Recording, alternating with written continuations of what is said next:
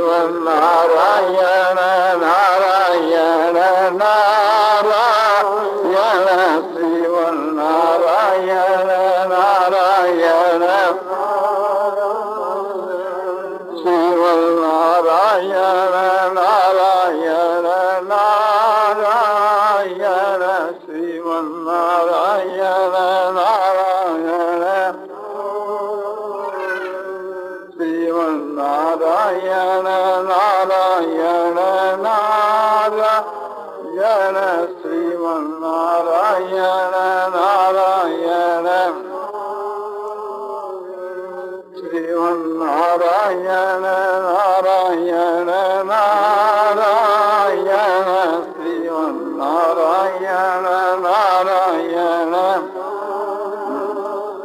श्यावर रामचंद्र की जय। मोर मुकुट वंशी वाले की जय। यद यदा श्रुति श्रेष्ठ तत्त देवी त्रोजनो क्षयत प्रमाण कुरुते लोकस तदनुवर्तते। भगवान ने गीता की 30वीं अध्याय के 21 के श्लोक में कहा है कि यत यत आचरति श्रेष्ठ श्रेष्ठ पुरुष जो जो आचरण करता है इतर जन माने दूसरे उसी के अनुसार आचरण करते हैं।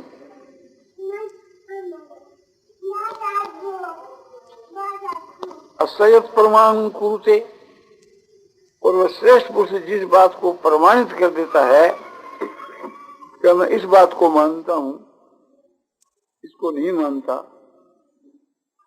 उसी के अनुसार लोग ऐसो आप बरतते हैं ना आचरण करते हैं। तो श्रेष्ठ पुरुषों का अनुकरण करना आचरण का अनुकरण करना और उनकी आज्ञा का पालन करना ये दोनों ही बात हमारे लिए बहुत ही बढ़ करके है। तो सबसे उत्तम श्रेष्ठ पुरुष मर्यादा पुरुषोत्तम भगवान राम हुए। स्वयं भगवान राम ने तुलसीकृत रामायण के बीच के वहां उपदेश देते हुए और अपनी प्रजा के प्रति उपदेश देते हुए उन्होंने ये बात खुद कही है।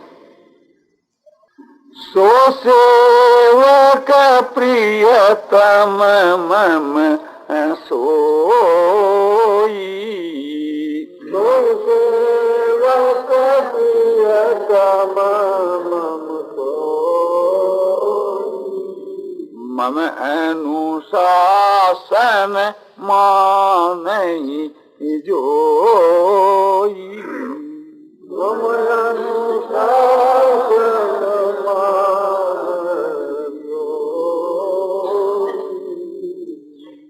सो माने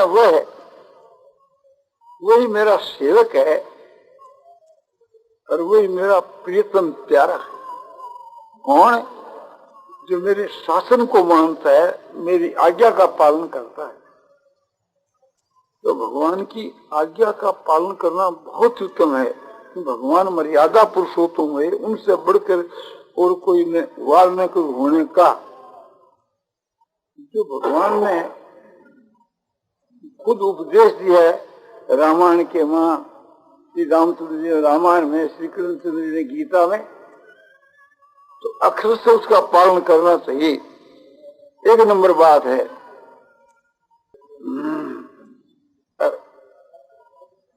उनका जो उत्तम जो आचरण वो करना चाहिए।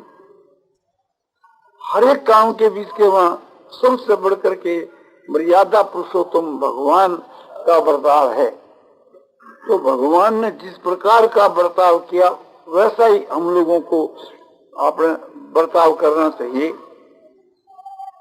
भगवान की आज्ञा का भी पालन करना चाहिए श्री रामचंद्र जी की, और उनका जो आचरण का भी अनुकरण करना चाहिए। तो इससे भगवान की स्मृति भी रहती है और भगवान की लीला की भी स्मृति रहे, भगवान के स्वरूप की भी स्मृति रहे और साथ साथ में गुणों की भी स्मृति रहे। और आचरणों में तो पर भाव और गुण सभी आ जाते हैं। तो भगवान की लीला के साथ के बीच में भगवान के स्वरूप की स्मृति और भगवान के गुणों की स्मृति, प्रभाव की स्मृति, और फिर उसका तत्व और रहस्य में जाओ तो बस बेड़ा पार। जिस प्रकार भगवान ने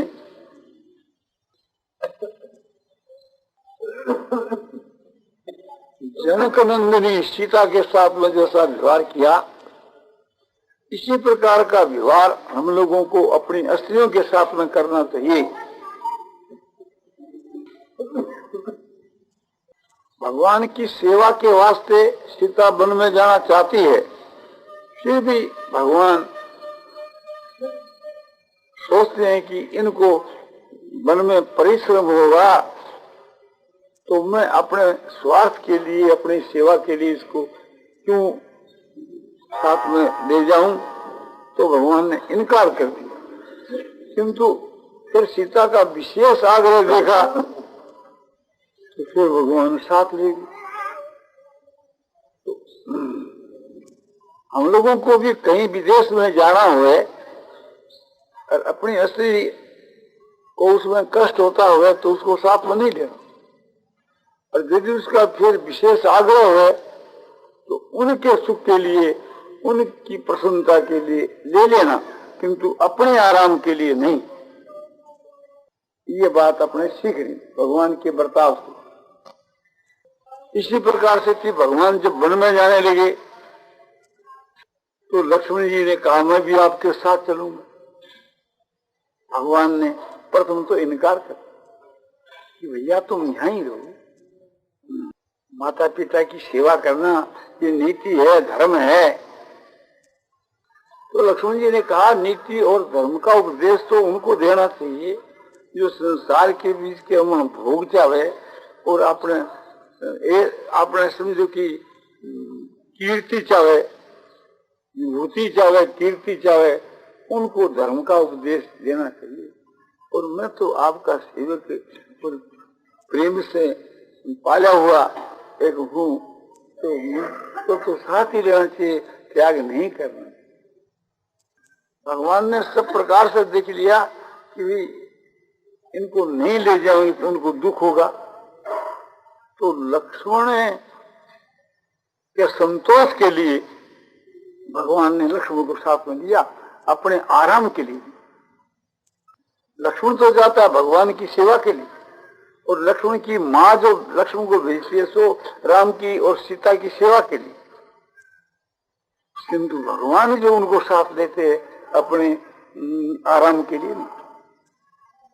इसी प्रकार से कहीं हम बाढ़ में जावें और हमारे भाई लोग कोई साथ में जाना चाहे तो अपने आराम के लिए उनको साथ में नहीं लेना, उनके संतोष के लिए लेने में कोई दोष नहीं। और उनको यदि साथ में नहीं लेना तो दुख होता है तो जरूरी लेना, अपने किसी के दुख में तो नहीं बनना। इसी प्रकार से भरत जी महाराज जो है भगवान के पास वन में गए और हर एक प्रकार से यह कोशिश करी कि भगवान राज करे, मैं उनका सेवक होकर। किंतु भगवान ने इस बात को स्वीकार नहीं किया, क्योंकि उसमें अपना स्वार्थ है और पिता की आज्ञा का पालन करना अपना जो परम धर्म है उसमें भी कमी आती है। ये सोच करके भगवान भरत को साथ में लेना स्वीकार नहीं किया। इसी प्रकार से थी जहाँ अपना स्वार्थ सिद्ध होता हो उस जगह के बीच के वहां वो बात स्वीकार नहीं करता, वहां विशेष स्वार्थ सिद्ध होता था और बदले में भरत को तकलीफ होती थी। सीता को और लक्ष्मण जी को जो भगवान साथ में ले गए तो उनको कोई तकलीफ नहीं थी, भगवान के साथ में उनको आनंद ही था। और भरत को तो साथ में तो नहीं ले जाना था। एक प्रकार से भरत कहते थे कि हम और शत्रुघ्न दोनों वन को चले जाएंगे और आप जो है सो अयोध्या को लौट जाएंगे। तो भगवान ने समझा ये बात ठीक नहीं, माता पिता की आज्ञा का भी उल्लंघन, और सो भी अपने स्वार्थ के लिए। तो इस प्रकार से थी व्यवहार करना चाहिए। जैसे भगवान श्री रामचंद्र जी ने अपने भाइयों के साथ में व्यवहार किया, इसी प्रकार का व्यवहार हम लोगों को अपने भाइयों के साथ में करना चाहिए। और श्री रामचंद्र जी ने अपने माता पिता के साथ में जैसा व्यवहार किया, ऐसा हम लोगों को अपने माता पिता के साथ में, बड़ों के साथ में वैसा ही व्यवहार करना चाहिए। माता जो कहती है वो चाहती है राम वन को जा, पिताजी कहते हैं कि मेरी आज्ञा का उल्लंघन कर दो, और एक प्रकार से कोई बात नहीं। तो भगवान ने सोचा कि पिता की आज्ञा का उल्लंघन करना ये मेरे लिए ठीक नहीं है, और पिता कहते हैं किंतु इनका वचन मिथ्या हो जाएगा तो फिर इनको भी परलोक में दंड मिलेगा। तो कहा, हे के कही, पिता की आज्ञा के लिए तुम जो कह रही हो क्या कह, पिता की आज्ञा से मैं अग्नि में कूद पड़ सकता हूँ, विष खा सकता हूँ, वन में जाना तो क्या हो। तो माता कौशल्या को कहते हैं कि ठीक है, तुम्हारी आज्ञा जो है जाने की है, किंतु माता की आज्ञा पिता से भी बढ़कर है। तो वन में जाने के लिए पिता की केवल आज्ञा नहीं, एक ही जो मेरी माँ उसकी भी आज्ञा है, तो उस तरफ में दो हो जाते हैं, इस तरफ तुम एक है। तो उनकी आज्ञा पहला पालन कर लूं, उसके बाद में तुम्हारी आज्ञा का भी पालन करूं। तो जिस प्रकार से श्री रामचंद्र जी ने सबको संतोष कराते हुए और संजू की आज्ञा का पालन किया। माँ ने कहा कि बेटा तू कही कि वन में जाने की राह है तो तू बेशक वन में जा, देवी देवता एक प्रकार तेरी रक्षा करें और तुम सुख पूर्वक ऐसो वन में जाओ। तो भगवान राम एक बड़ा प्रेम से वन में गए। तो माता पिता की आज्ञा का पालन भगवान राम ने जैसा किया वो एक नमूना है, और अपने मित्रों के साथ में कैसा व्यवहार करना चाहिए ये भी भगवान राम से सीखना चाहिए कि पहला अपने मित्रों का उपकार कर करके और फिर उनसे काम लेना चाहिए। सुग्रीव जो सो भगवान के मित्र बने अग्नि की साक्षी से, तो पूछा भी अब तुम्हारे को कौन बात की तकलीफ है। तो सुग्रीव ने अपनी तकलीफ बतलाई। तो भगवान ने पहले ही प्रतिज्ञा कर दी, सुनो सुग्रीव मैं मारी हूँ बाली एक ही बाण,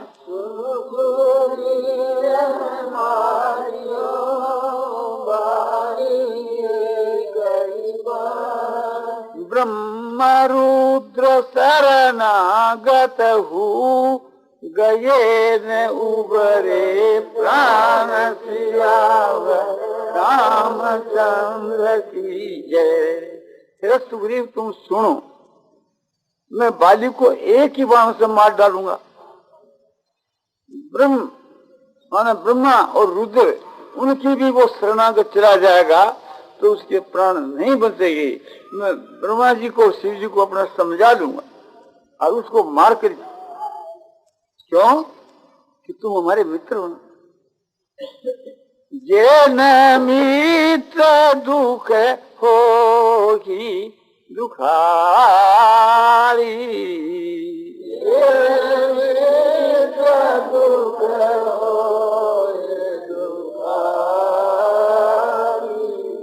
नहीं विलोकत पातक भारी,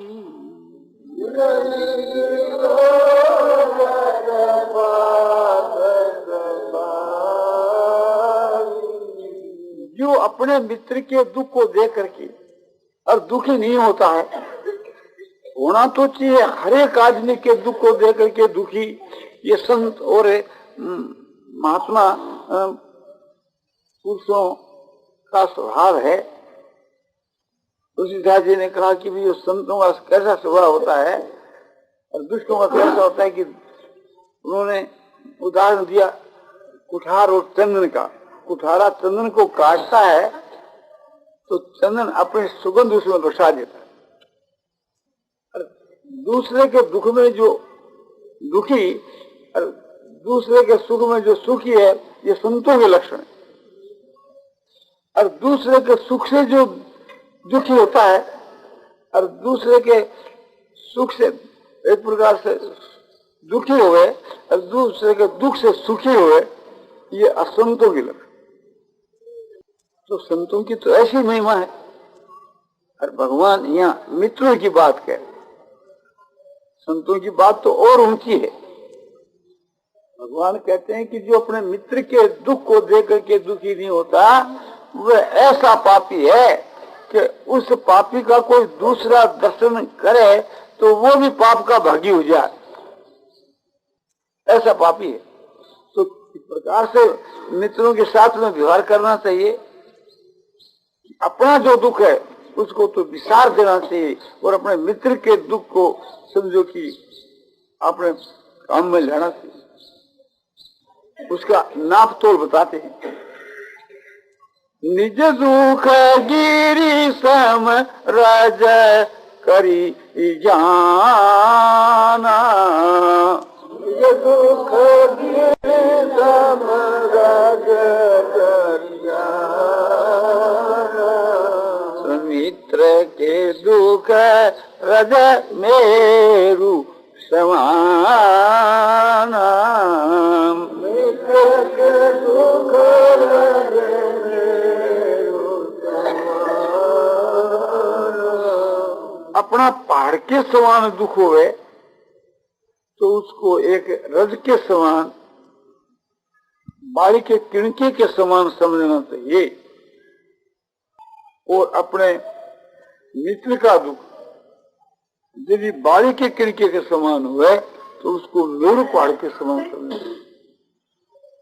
भगवान का ये कहना है कि सीता का दुख मेरे कोई कम नहीं है, वो मेरे लिए पहाड़ के समान है, किंतु उसको मैं गरज के समान समझता हूँ।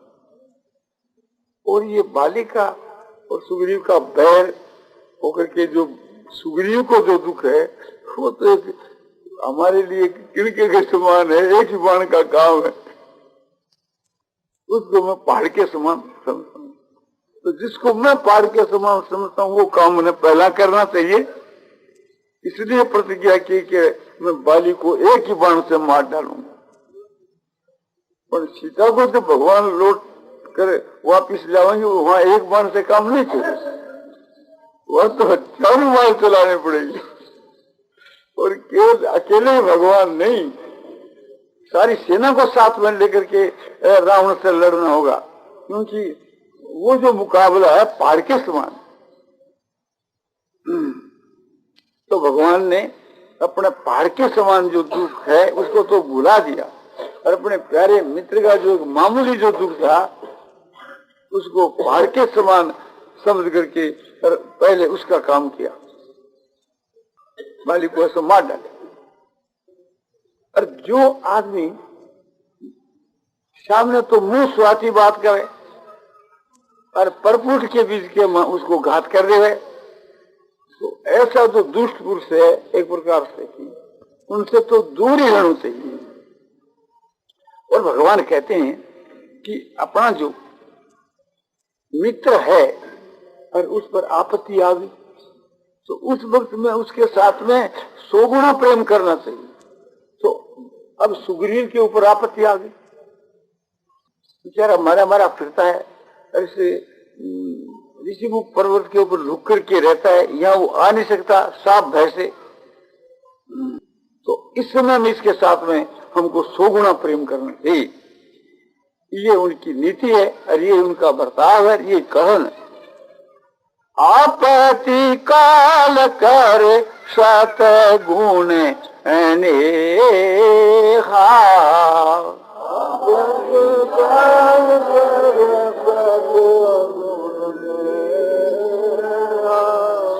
श्रुति कह संत मित्र गुण एहा,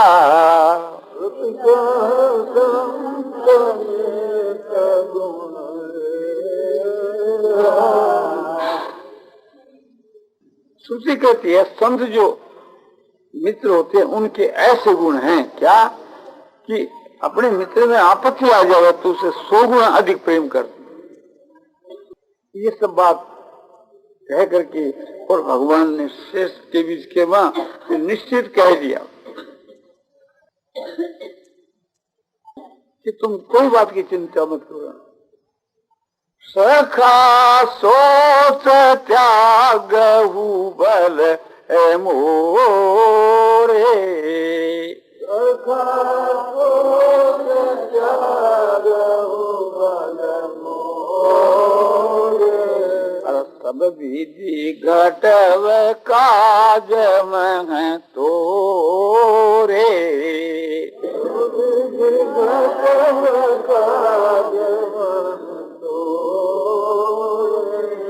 और दूसरा ऐसा भी पाठ आता है, सब विधि करव काज में तोरे,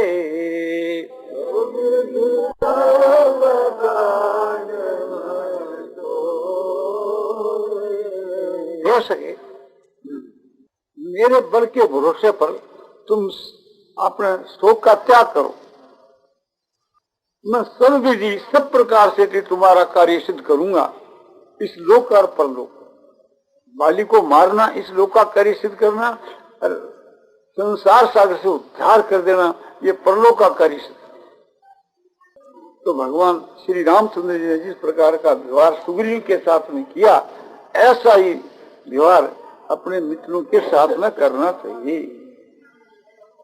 और जो अपनी शरण आ जाता है उसके साथ में कैसा व्यवहार करना चाहिए। जैसे श्री रामचंद्र जी ने और विभीषण के साथ में, विभीषण शरण आ गया तो शरणागत के साथ में कैसा व्यवहार करना चाहिए। वहाँ सुग्रीव आदि मित्रों के साथ में भी आपने बहुत उच्च कोटि का व्यवहार राम कर रहे हैं।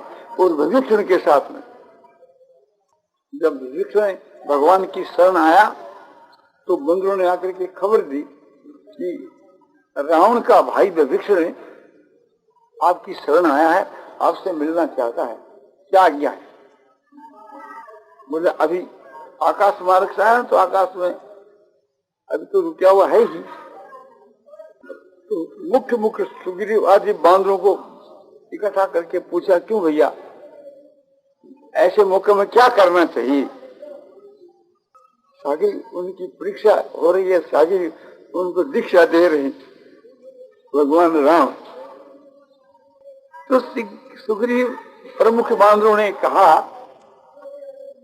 देखो आप हमारी राह ले तो आपको कहते हैं, ये एक तो अपने दुश्मन का भाई और फिर जाति का राक्षस। तो राक्षस जो होते हैं ना बड़े माया भी होते हैं, ये अपनी माया कर देते हैं। दूसरी बात यह है कि बलवान भी होते हैं और धोखाबाज होते हैं। इन सब बातों को सोच करके मेरी तो यही राह है कि इसको बांध करके कैद कर लो। भगवान कहते हैं सुग्रीव को, बोलो वाह तुमने जो राय दी बड़ी अच्छी राय दी, जैसी राय मित्रों से मिलनी चाहिए ऐसी तुम्हारे से राय मिली, और तुमने भी राय मित्रों को जो उचित राय देनी चाहिए वैसी दी। साथ में ये बात कही कि ये राक्षस माया भी होते हैं, सो एक प्रकार से ठीक है, किंतु मेरे सन्मुख क्या माया आ सकती है। सूर्य के सन्मुख क्या कभी अंधकार जा सकता है। तो वो बात मृदु भाव से प्रेम भाव से अपना प्रभाव दिखलाते हुए उस बात का निराकरण कर दिया। और बोले तुम कहते हो कि वो राक्षस बलवान होती हैं, तो मेरा भाई जो लक्षण जो है समझा इतना बलवान है कि क्षण मात्र में सब राक्षसों को मार। मन इसके लिए भी कोई भय नहीं करना चाहिए। और मेरे एक नियम है कि यदि ब्रह्म हत्या करके भी मेरी शरण आ जाए तो मैं उसका त्याग नहीं कर सकता। और वाल्मीकि में दिखलाया कि जो कोई वचन मात्र से भी यह बात कह दे वह, भगवान राम कहते हैं कि कोई वचन मात्र से मुझको कह दे मैं आपका हूं, तो उसको मैं अभय ज्ञान देता। हनुमान जी तो भगवान के तत्व समझते थे कि ठीक है, भगवान की तो एक प्रकार से आज्ञा होगी, सम्मति होगी, ले आए भविष्य को। अब भविष्य को तो ले आए, तो पहला भविष्य को कुछ दे करके उससे काम लेना। बोले समुद्र का जल लाओ, जल मंगा करके उसके राज तिलक कर दिया कि लंका का राज है सो तुम्हारे को दिया गया। अभी अपने कब्जे में नहीं है, अपने भगवान जानते हैं कब्जे में तो आ रही है, तो पहले दे दे इसको। तो राज तिलक कर दिया। अरे फिर सबको उसको लंकेश कहने लगी, बिना लंका का राज मिले ही भगवान दे दिया ना, अब रोकने वाला को। तो भगवान का क्या चलेगा? जो भगवान का पहले उपकार कर देता है उसके उपकार को तो भगवान भूलते ही नहीं। जैसे जटायु ने सीता को लेकर के जब रावण जा रहा है तो रावण के साथ में घोर युद्ध किया, और समझो कि रावण ने उसको काट करके गिरा दिया। मरने के समय में जो श्वास हुआ है उस समय में भगवान राम पहुंचे और उनकी सारी बात सुनी। सुन करके भगवान रामचंद्र जी आंखों में आंसू भर करके के और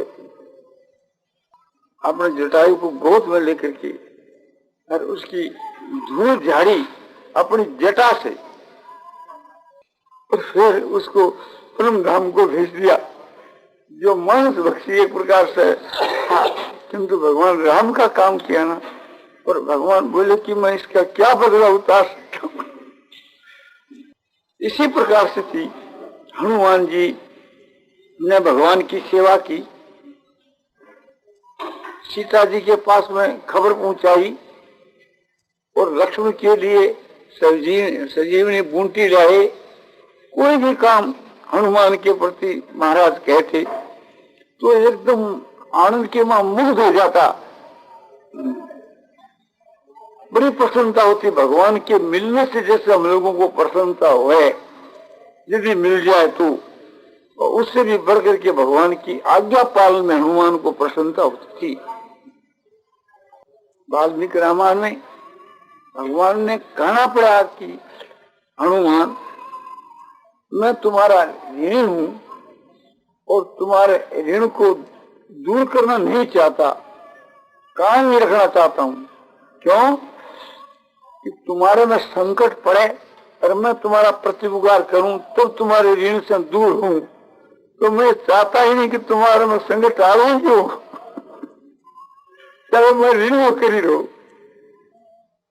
तो कैसा विवाह मुनियों के साथ में कैसा, और अपने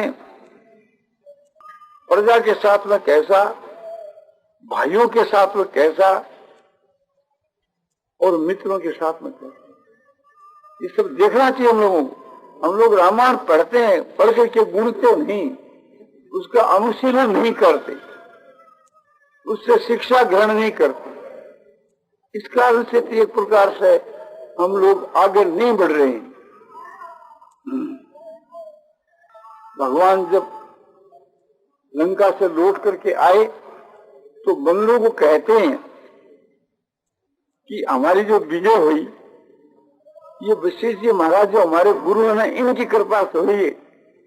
मालूम है इनकी कृपा वहां काम कर रही थी। गुरु जी से कहते हैं, गुरु जी जो रावण के साथ में युद्ध हुआ वो समर सागर था, उस सागर के पार होने के वास्ते हमारे जहाज और बेड़े